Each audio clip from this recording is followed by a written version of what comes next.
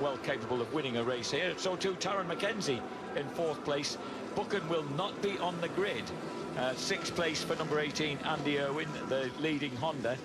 And 7th place for Xavi Forrest. 8th place somehow for Christian Idden, really impressively. Jason O'Halloran in 9th place on the 2nd McCams Yamaha.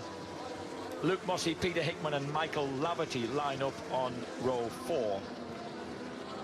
And by the way, Andy Irwin with a very injured crew chief, hobbling around on crutches, having ruptured his Achilles heel. Yeah, it's a man called Spider, that's his nickname. I've known him a long number of years, used to work for Rob Mackin. You know how he did it? I said, I saw him with a big pot on, in a wheelchair. I said, this better be impressive, Spider. He says, I tripped getting out the van. He jumped out of the van and Can you believe it? Yeah, it seems a tame reason, doesn't it? But it shows that any occupation involved in motorcycle racing can be dodgy. Good laddie, Spider. And I said, are you still working this weekend? He said, oh, yes. So, and Andy Irwin, his man, is doing rather well, is he not? So here we are then. The start is going to be fairly important here, I would think, amongst these three, James. Yep, I think you're right. There's the missing Danny Buchan. Pole position then for Tommy Bridewell. Can he make it count off the start? Can he curb his enthusiasm and reach the end of the race? This is Bennett's British Superbike, race 2 at Snetterton. Oh, who inched forward then? I think that was a jump start. I think that was a jump start from Scott Redding. It looked like it. Yeah, these are on electric line judges, so this is automatic, so and you cannot move at all. And I reckon... Redding squeezes underneath Tommy Bridewell going into Wilson's. Bridewell has the Mackenzie right alongside him as well. It could cost him 2 places. Yeah, no, he hangs on in 3rd. If he has got a jump start, Scott Redding, I think, will be given the penalty of the long lap, which is down there at Wilson's, the yellow line. Remember the one he's got to be on the outside of for the long lap? Oh, I thought it was a ride-through penalty. I beg his pardon. I don't know. It's a ride-through, sorry. Yeah, we're ride-through. And Tommy Bridewell takes advantage as Redding runs a bit deep into Agostini's. Whoa, see Andrew Irwin pulling a whopping wheelie coming out of Agos. Yeah, is that Jason O'Halloran having a good bright start on the 2nd McCams bike? Yep, just up behind Andy Irwin there. And Christian Idden somehow riding through the discomfort there, also running in fairly high up in 8th place. O'Halloran, Mossey, Hickman, Laverty, Brad Ray, Barber at 14th, Linfoot in 15th. Not a good start for the yellow Yamaha. So as they go storming underneath the Bennett's Bridge, the race leader, Josh Brooks. A yellow flag was waving just then. Somebody's gone straight on the end of the straight. You can see him just getting back to the track there. Is it Hickman? No, that's Ellison. That's Ellison. James Ellison having no fortune at all this weekend. No penalty for that because he didn't gain any advantage because he ended up clapped last by about 200 metres, so no penalty there. So concluding the first lap then, it's Josh Brooks storming the hill. No jump starts. We've got a no jump starts on the timing screen, and I'm really surprised about that. Really surprised. For me, it moved before the... Right, watch the middle bike. He was stationary when the lights went out. However, I've seen jump start for a lot less than that. That's a jump start. I mean, you cannot move at all normally with these. Well, whatever. They didn't gain an advantage from it anyway. So the 2nd lap of 16 then, and Brooks, Bridewell, Redding leading Taron Mackenzie. Andy Irwin was under attack there from a leg-waving Jason O'Halloran. Oh, O'Halloran pushes the Ulsterman way wide because he just didn't manage to hit the apex at all. And we're intrigued to hear from Stuart Higgs, race director, about that jump start of Scott Redding's. Yeah, Jack, we reviewed the start of the race. We don't have the same rules as MotoGP, where it's any movement whatsoever. We determine the point of movement at the point of departure. Scott moved and was absolutely stationary, hadn't gone over the line, was stationary at the point of the lights going out. You can track back to Cadwell last year, Haslam, same sort of thing. So no advantage determined, no jump starts. So what the best thing to do, Jack, would be to just creep forward a little bit before the lights change, and then be stationary when it goes, so your wheel spindle hasn't gone over the line. That's a weird one for me, I've got to say. But anyway, that's the rules, and he didn't gain any advantage at all because he was stationary, only about 6 inches that he moved. So, James, when you were doing your grid walk, did you hear Leon Haslam walking away from Josh Brooks, and the last remark he threw over his shoulder at Josh was to the effect of get moving a bit sooner this time? Yeah, and he has done. So Brooks taking that advantage. Yeah, because and that Reading board says, okay, I reckon Scott would have been expecting something to happen. Exactly, because he'd be used to MotoGP rules where you cannot move at all. Anything, any minor movement, any gust of wind will give you a jump start there. Fastest lap for Scott Redding, 1:47.838. And Redding right on the back wheel of Tommy Bridewell. Taron Mackenzie becoming slightly isolated in 4th, and then it's O'Halloran ahead of Irwin after that big move at Agostini's. Aiden in 7th, Hickman 8th, Forrest 9th, Mossy in 10th, Bradley Ray, Michael Laverty, Ryan Vickers up there in the points again. There is Vickers leading Hector Barbara and Claudio Corti in the last point place at the moment ahead of Linfoot, Truelove, Francis and Stapleford. All 3 Ducatis at the front.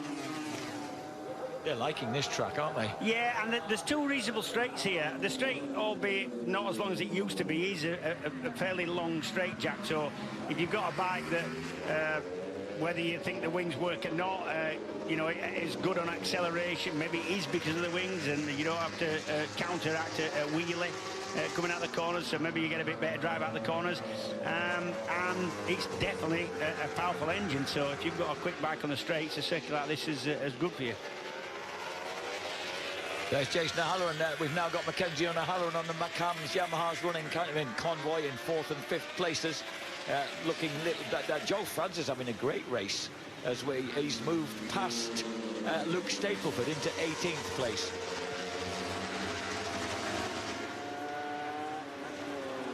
So Josh Brooks, who's already had 43 Bennett's British Superbike race wins, looking if he's to see if he can find a 44th and a 101st Paul Bird Motorsport BSB race win. But Scott Redding, perhaps the danger man, hounding Tommy Bridewell at the moment. Yeah, you'd have to think so. In terms of outright lap speeds in race 1, Tommy was the quickest. That's where he went off pole. But in actual fact, Redding and Josh Brooks, there was nothing in it. Less than, well, a couple hundredths of a second, that's all. Tommy Bridewell, who was the undisputed but somewhat inconsequential Riders' Cup champion for his 7th place finish last year. Yeah, that's the award that nobody wants, because it's the kind of first loser. He did have a couple of second places, of course, Alton Park and Brands GP, and a 3rd place at Alton Park. Good, consistent season, but having a much stronger one this time as Redding comes up the inside of him and does have the speed to take him. Yeah, Tommy will be just wanting a result as well. He'll have that crash in race 1 just in the back of his mind. Won't want that to happen again. For me, it'd be better just with that mindset, just sat in behind the 2 leaders here and not doing anything and trying to get away. So this is the faller. That's O'Halloran. That's O'Halloran, definitely. Yeah. Oh no. Yeah. What is happening with Jason? Is it from being the fastest man throughout testing pre-season? That's at the entrance of the Bommel, and I think that'll be a high side coming out of Nelson. And if it is, that's a big one. He's possibly dropped it over the curb. That can happen there. Sometimes you see the dust being kicked up. That was a deeply uncomfortable looking aftermath, wasn't it, for O'Halloran? Yeah. So the Australian's out. Christian Hidden elevated to 6th place as just ahead of the man who is fighting to get into the top 6 alongside Peter Hickman. Luke Mossy in 8th. Xavi Forres, who holds that vital 6th place, is there in 9th place ahead of Michael Laverty. There's the trio of Andy Irwin, Christian Hidden and the tall figure of Peter Hickman. The 2 BMWs together then from the opposing teams. Yep, they're both on the new S1000 RR BMW. And both, of course, you know, like still awaiting all the time, awaiting kind of improvements and something above a stock engine. It just goes to show how strong it is as a stock motor, really. I'd say it's a brilliant bike. I mean, all these the bikes that create that are the homologated model to start to build one of these super bikes off are all unbelievably powerful and just brilliant bikes. All of them, every single one of them. Looking back at there's Claudio Corfa on the WD-40 bike. Whoa, a mistake by Mossy. Yeah. He glances over his shoulder rather anxiously and is immediately pounced on by Forrest and Laverty. And he's got Hector Barbera for company. There's Hector Barbera, the fourth man in that queue of riders. As they drop in, there's the battle at the front. We switch back to the two BYs of Ducatis, once more looking dominant. Remember, Redding and Brooks went 1-2 in the first race. 5 points for first place on this is 5 podium points to take into the showdown for first place, 3 for second, 1 for third. I'll tell you what, Redding's particularly strong on the brakes, you know. Yeah, really good on the brakes and still gets it back to really lovely late apex. Doesn't lose any time coming out. So Redding looking strong. He's just taking, as usual, taking his time. Oh, Tommy Bridewell with air under the back wheel on the brakes. Do you know what? If you're good on the brakes and got the bike set up to be good on the brakes and you've got a bike that's as quick as anybody else's, you're always going to get past on the brake. You're always going to be able to pass someday. Taron McKenzie had a good lap on that lap. He inched a little closer. And Fraser Rogers has had to stop on the Gearlink Kawasaki. Yeah, Redding was in a little bit hot there to Augie's. Just cost him. And I think only because, not because he couldn't get the bike stopped, just because Josh Brooks was just a little bit in the way there. He ran in fairly close to him. Here's McKenzie trying to inch in on those leading Ducatis. His last lap was 47.9.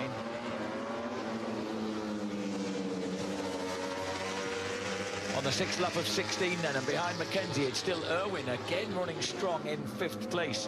About 6/10 ahead of Christian Hidden. Hickman, Forrest and Barbera have gone up to 8th and 9th at the expense of Mossy and Michael Laverty after Mossy's mistake. And the front quartet broken well clear now of the lad from Carrick Fergus, Andrew Irwin. But Irwin, of course, wants to be pulling points back on the people ahead of him in the championship. And they are actually behind him, right behind him in the race. Hidden, Hickman and Forrest, 6th, 7th and 8th.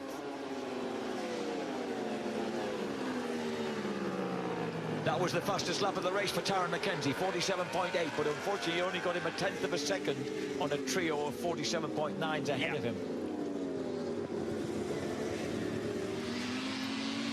So Tiny Taron trying to edge in. Remember, the lad who won the British Supersport Championship in 2016 and began a very successful defence of it in 2017 before popping into Moto2 GPs. Yeah, look at this batch here. How does Christian Hidden do stuff like this? He's obviously got some high threshold of pain, I think. That he said actually he reckoned that pain didn't come into it. It was lack of movement in the ankle that was the main handicap. No, pain comes into it if you've got pain. That's what I'm saying. If pain doesn't come into it when you've got a broken leg, you have a high threshold of pain. That's very true. Oh dear. Onto the back straight there, and he's still got the 23-year-old Andy Irwin just ahead of him, the youngest of those Irwin boys. Christian's middle name is It's Only a Flesh Wound. Beg your pardon, Andy Irwin's now 24. Raised in Ballymena, living in Carrickfergus, the former Ulster and Irish motocross champion. There's Javi Forrest, and Forrest has dropped back a bit. So Javi Forrest is struggling a bit. Hector Barbera is the guy who's making some impressive progress, James. So he's obviously getting better acquainted with Snetterton. Yeah, and like we said, it is more of a European feel. Yeah. So on the 8th lap of 16 then. So approaching half race distance. This is Dan Linfoot just behind Bradley Ray. They're lying 12th and 13th. And Javi Forrest is only just ahead of them. So Forrest has had some kind of problem there. It wasn't that he was that slow on the last lap, but he certainly lost some ground. Here are the two leaders, Josh Brooks and Scott Redding. Yep. problem for Bridewell on the grid for race 1, I found out. He cracked an exhaust, substantial exhaust system that we talked about quite a lot. Cracked, so they had to refit or fit a brand new system on the grid, which is, mind you, I've got to say that Motor Torpedo team, that Oxford Racing Products team, is such a savvy outfit. Is that it's fairly compact, but they know what they're doing. Onto the Bentley straight go the front three, and Joe Francis has had to stop after another very promising race. So there are the front 4 riders in picture in this, the second of the Bennett's British Superbike races at Snetterton, this beautiful airfield circuit in Norfolk, our annual visit. Always breezy around here, and it's the wind has certainly kicked up again out there. Yeah, airfields always are. That's the very idea. There's nothing to stop the wind, because you can't have anything built tall or have tall trees around an airfield. I've never realised that before. Thanks for pointing that out to me. Did I state the blooming obvious? No. It never occurred to me that presumably you being a pilot, you probably realise that things like that are rather not quite the thing you want when you're landing and taking off. No, not really. No, you don't want to be dodging wind turbines and trees when you're trying to take off. No. Or even changes in the breeze, which you'd get if you had obstacles like that around, I guess. Good on the brakes. Man, there is a bit of a sort of concertina effect there into Wilson's, because, you know, it's a slow corner, so the time gap would be the same mid-corner. It just looks less distance. Is Scott Redding just trying a little bit harder in this one, do you think? It looks to me as if he is. Just seen him miss a couple of apexes there. And Jason O'Halloran's had to go to the medical centre with a hand injury, James. Never a comfortable thing to have when you're... How much is that, lad? Well, pretty much, certainly. This weekend he carries on that misfortune, or that catalogue of misfortune. Just to mention a couple of people who are in the points at the moment. Claudio Corti, the WD-40 Kawasaki rider, in 14th place, and Ryan Vickers making his comeback from injury. The local boy from Thetford, just up the A11, is running in 15th place for the RAF regular and reserves team. By the way, I mentioned for 55-year-old Paul Vickers, who's a fabricator and welder and truck driver, who's Ryan's dad. In 2004, he finished third in the World Wheelie Championship, 151 miles per hour at Elvington on a Honda Fireblade. Yeah, they used to do that. Impressive. They used to do it every year, and they had to go over a measured kilometre. I think it wasn't. You couldn't just, you know, do 150 mile an hour and heave on your bars for 6 foot. Yeah. This was a. You had to do a one. I believe it was a 1 kilometre timed. Here comes Hickman, and he makes a move on Christian Hidden, who is his immediate rival in 7th and 8th places in the championship. Yeah, there's no difference in points. Oh, and look at the determination of Hidden to retake that place as they come up the hill. Yeah, 85 nice versus 82, I think. 85 in the case of Hickman, 82 points in the case of Hidden. So every point counts at this stage in the season as they go into the 10th lap of 16. Hickman strong on the brakes.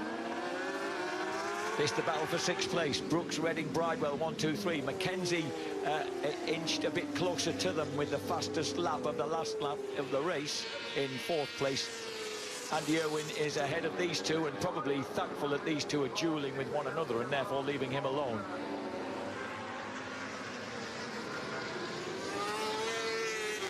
I'll tell you what, Paul Vickers was a bit disappointed with that 3rd place. He was only 5 miles per hour off the gold medal, but also he'd done 176 miles an hour on the A11. So he knew he could have got along quicker at Elvington. Allegedly. Allegedly. Yeah, you want to be careful what you say. And I'm not sure when he was telling you this in the paddock, Jack, he meant for broadcast. That was a long time ago, James. Yeah, you can't get away from it now. Doesn't matter. It was a long time ago. Nee. We're on the 10th lap of 16. Brooks, Redding, Bridewell, Mackenzie. Mackenzie is very, very gradually edging in on Tommy Bridewell here. On that last lap, it was a 47.8 against a 48.3, yeah, so he gained half a second. Yeah, good half second. Yeah. And I think that gap's a bit smaller now as we check them across the line then. Brooks crosses the line. That's a 47.78, fastest lap of the race for Josh Brooks. 47.8 for Reading 48-0 against a 47-9. I'm going to throw something in now. We saw Reading win race 1, Brooks a fairly close second.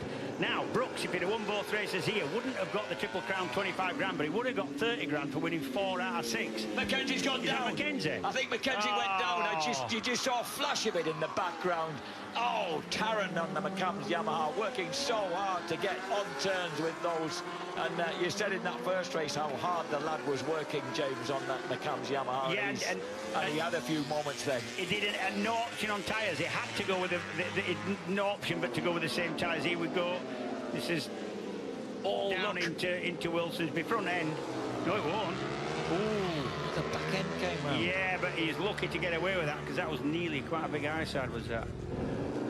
Fourth bike, it's gone. Well, yeah, it went a couple of times, didn't it? Yeah.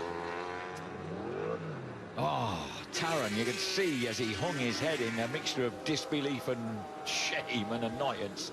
So the Ducatis now clearly 1, 2, 3. Yeah, we were talking about this Triple Crown, and basically there was going to be, if coming into this meeting, if Josh Brooks could have won both races, he would have got, for winning 4 in the 3 meetings in the summer, he would have got 30 grand. And you would have think he'd have had a word with his teammate and says, look, if I'm right behind you, just let me pass, there's a few quid in it for you. Because it looks like he might be able to win this one. There's enough of a drink in it for everybody. I suppose Scott's argument would have been, but you can't guarantee to win race 2. No, you can't. Not in the overall.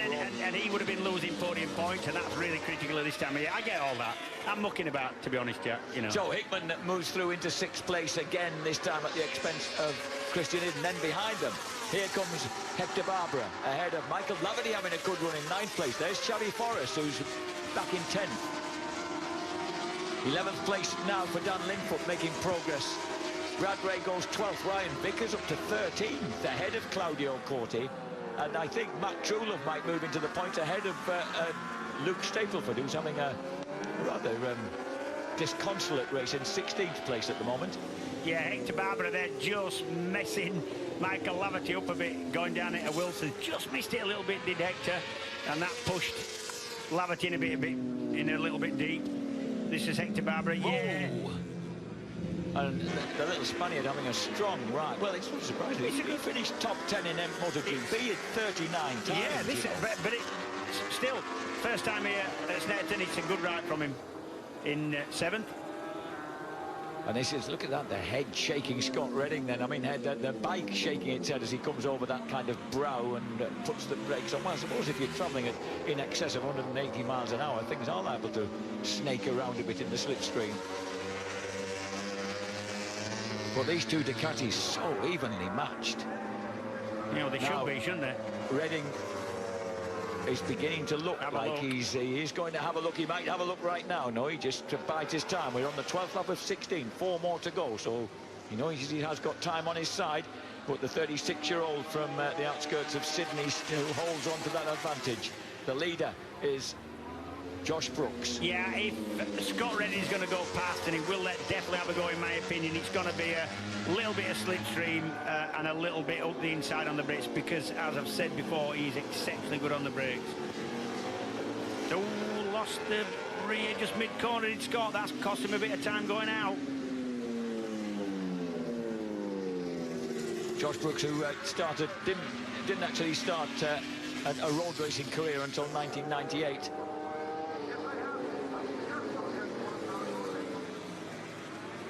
Now then, he's got, if you were Brooks right now, James, what would be your thinking? What would be your planning for this last 3.5 laps? He can't do a lot.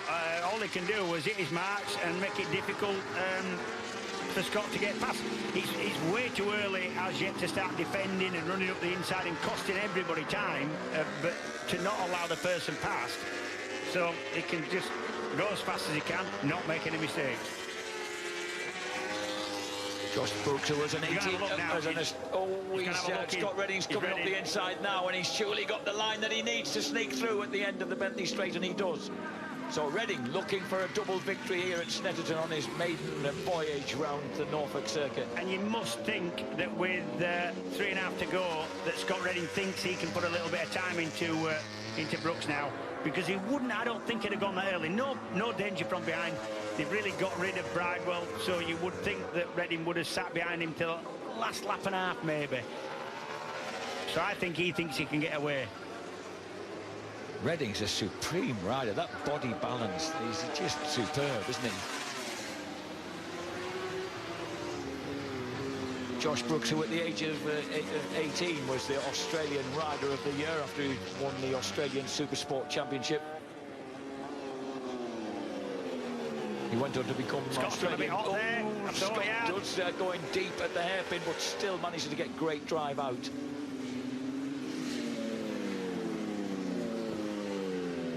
Paul Bird says he tends to get a bit nervous and stop breathing a bit when he's got his boys running, jousting at the front like this. Oh, you don't want to be doing that, Paul. So the 2015 British Superbike champion, Josh Brooks, number 25, hanging in behind Scott Redding. Redding's having a push now. Yeah. He's having a go getting away, just like I thought.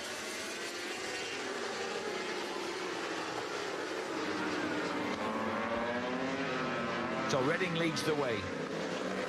This could be the double for him on his, and of course, an extension to his lead in the championship over current second-place man Tommy Bridewell. More importantly, podium points, Jack. Yeah, he's just accumulating them, isn't he? There's the front three going through. A surprise fourth-place man to some people would be the 24-year-old Andrew Irwin, the youngest of the three Irwin brothers. Not to him. He said he could go better than fifth. He did. He's got an advantage of about 0.6 of a second over Peter Hickman at the moment. There's Hickman beginning to creep up now. There's 21, Christian Itten, Tyco BMW running 6th. Hector Barbara in 7th. There is Hector Barbara. 8th place, Michael Laverty. 9th place, Xavi Forres. Then Luke Mossey. Then Dan Linfoot, number 4.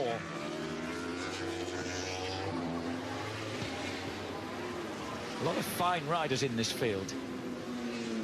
Behind Linfoot, Vickers up to 12th, Bradley Ray, Corty, Truelove. Remember, a lot of these lads are straight out to Japan at the end of this weekend. The lads like Dan Linfoot. There's lots of them. Dan Linfoot, Xavi Forres. Xavi Forres, Danny Buchan. Danny Buchan, of course. Tommy Bridewell. Tommy Bridewell, Gino Rea, who's not actually racing here, but has a team racing here. Yeah, also Leon Haslam, who's in the paddock, and obviously not racing, but he's out there tonight. And the Honda boss, Javier Beltran's also going out to be in the one of the Honda garages. A little bit wide there down at Agostini's was Josh Brooks, and that to me just tells me that he's trying super hard here now to stay with his teammate Redding, and just trying a little bit too hard.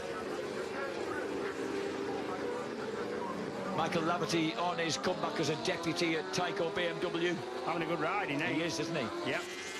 He's a little disappointed, but understands why his team isn't going to Suzuka, because they're 4th in the World Endurance Championship and can't really improve on that. So Forres 9th, he's 6th in the championship now, but there you go, look. Irwin, Hickman and Iden in 4th, 5th and 6th, and they're the men coming up in that 80-odd point mark, just sneaking back on that 6th place. Yes, and Irwin will get 13 points, Hickman will get 11, Iden will get 10, so they are taking some distance out of Xavi Forres, who'll get 7 points for 9th place. Yeah, but they need more because he's on 106. There's a 20-odd gap. So completing the penultimate lap then, and into the final lap fly the two dominant Panigales. The rate at which they go past us, I mean, a head-on shot can't do any justice to the lateral speed, which is thunderous. Stick your head between the fence on the top of the pit wall and just see him coming past. It's something, isn't it? That's Scott Redding's line, isn't it? To just loop it out wide at Wilson's hairpin. And then cut it back and get a really good run out of the corner, So Scott Redding could once again taste the champagne of victory here on the final lap of the Bennett's British Superbike Championship Race 2. 2 16-lappers round here, and Tommy Bridewell super consistent in this race in 3rd place. We lost Taron McKenzie, so Andy Irwin for Honda Racing in 4th. Hickman, Iden, Barbara, Laverty, Forres and Mossey rounding out that top 10. Luke Stapleford's got back past Matt Truelove and into that final point-scoring 15th place. Yeah, well, Josh Brooks has kept him honest, but only a mistake now is going to rob Reading of this win.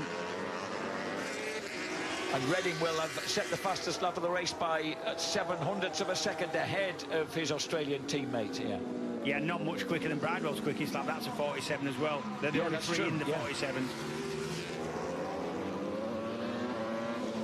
And into the huge, long, hanging right-hander at Corum's will go Scott Redding. This is the final lap of the second race here at Snetterton.